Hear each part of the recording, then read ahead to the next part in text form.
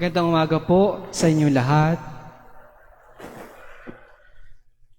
Sa ating pong Ebanghelyo at sa ating mga pagbasa, nakita natin ang Panginoon na dumating upang biyayaan ang dalawang babae ng anak.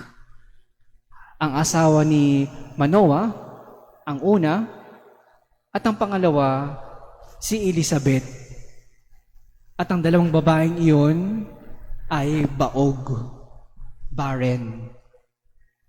Gayun din, si Elizabeth ay hindi lang baog, siya ay matanda na rin kasama ng asawa niyang si Zacarias. Ngunit sa kapangyarihan ng Diyos, sila'y nagkaanak kahit na imposible mangyari. Dahil dito, nakita natin na nagduda si Zacarias at ito'y nagdulot ng kanyang pagkapipi.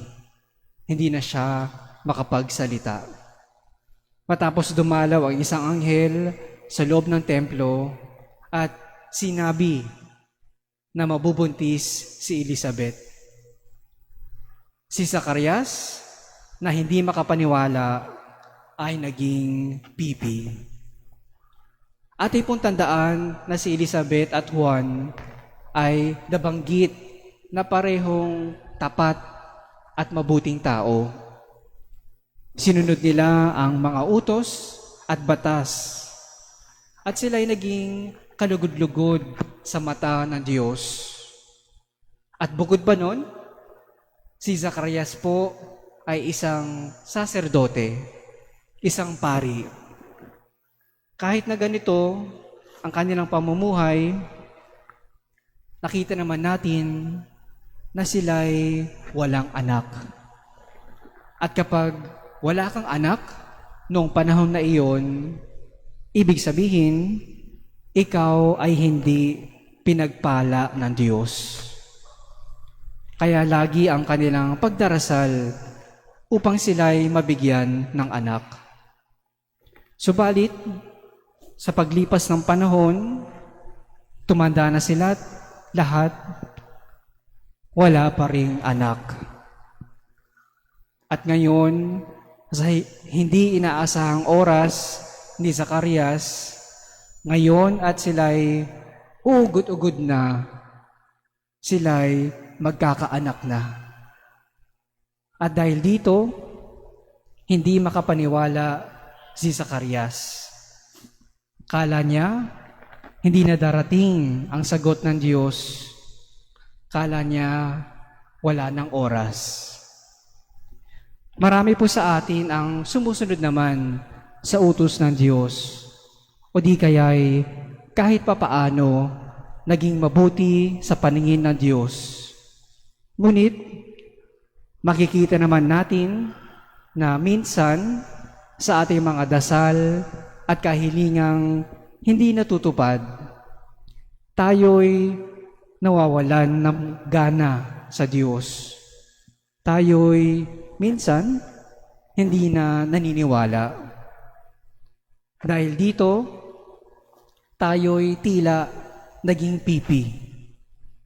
Tila hindi na tayo makapagsalita.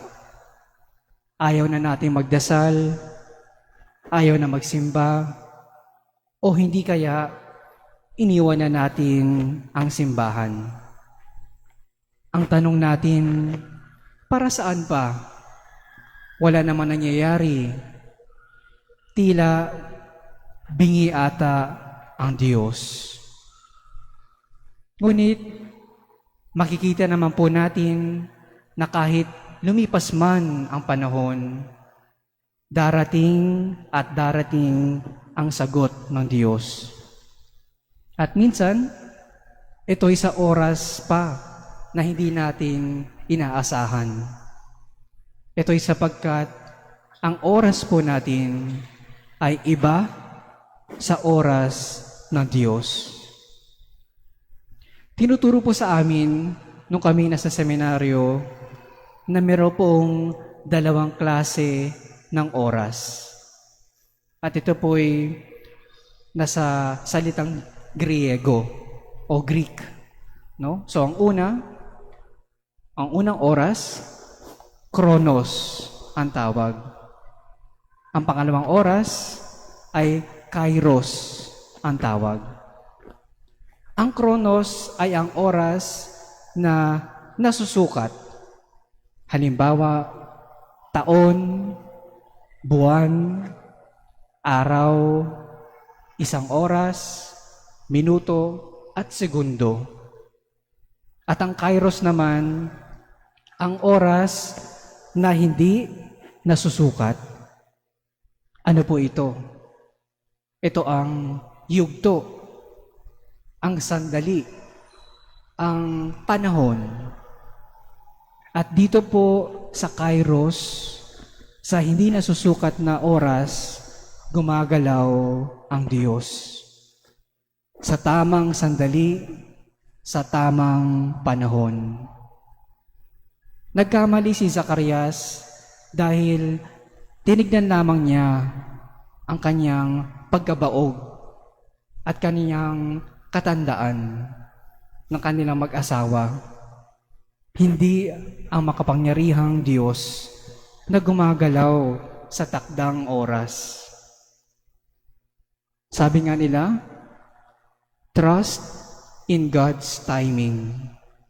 Maniwala sa oras ng Diyos.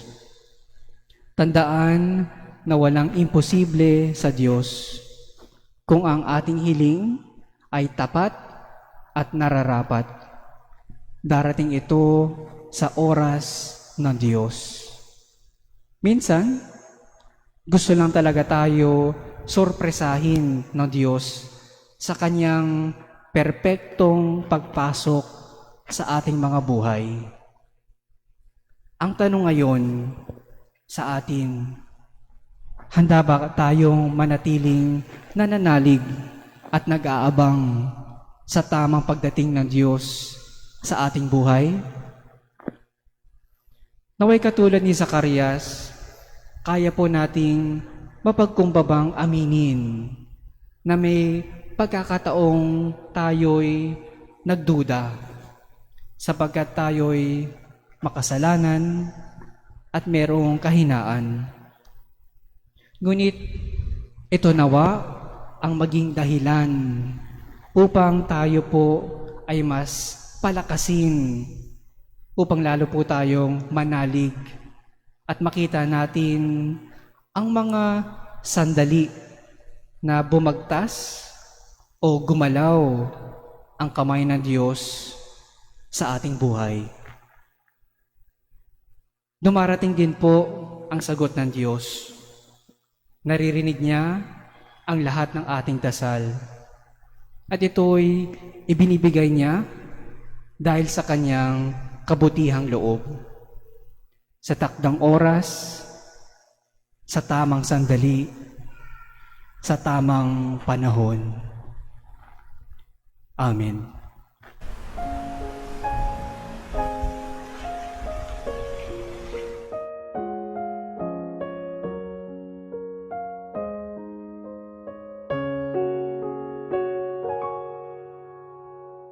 May this building which we dedicate to your name be a house of salvation and grace, where Christians gather in fellowship, may worship you in spirit and truth, and grow together in love, in real love, through Christ our Lord. Amen. Maraming salamat po at magandang gabi sa inyo lahat. Mag-like and subscribe na po sa ating official YouTube channel www.youtube.com/hfprojas at i-follow ang ating official Facebook page www.facebook.com/hfprojas. Maraming salamat po mga kaparokya.